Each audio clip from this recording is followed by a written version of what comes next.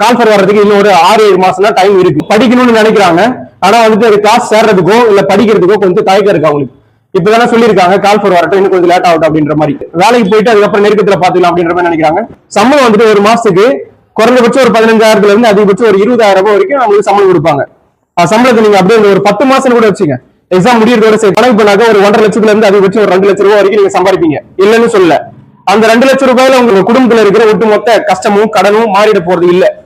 இப்ப இருந்து படிச்சீங்கன்னா கண்டிப்பா இந்த வருஷம் வேலைக்கு போலான்றதுல மாற்று கருத்து. நெருக்கத்துல வந்து படிச்சுட்டு நான் வந்து ஜஸ்ட் மிஸ் பண்ணிட்டேன், ஒரு சில மார்க்ல மிஸ் ஆயிடுச்சு அப்படின்னு சொல்லி புலம்புறோம். ஆல்ரெடி நீங்க படிச்சிருக்கீங்க, இப்ப திரும்ப ரிவிஷன் தான் பண்ணணும் அப்படின்னா இப்ப இருந்தே தயவு செஞ்சு படிக்க ஆரம்பிச்சிருங்க. படிச்சீங்கன்னா உங்களுக்கு ரிவிஷன் பண்றது ஈஸியா இருக்கும். இன்னும் கொஞ்சம் நாள் ஆனதுக்கு அப்புறம் படிக்கலாம்னு நீங்க முடிவு பண்ணீங்கன்னா ஆல்ரெடி படிச்சது எல்லாமே மறந்து போயிருக்கும், புதுசா படிக்கிற மாதிரி இருக்கும். டைம் இப்ப இருக்குல்ல அந்த 6-7 மாசம், அதெல்லாம் எப்படி போகுதுன்னே தெரியாது. சீக்கிரமாவே நாள் கடந்து போயிடும். படிக்க ஆரம்பிச்சிருங்க. நன்றிப்பா.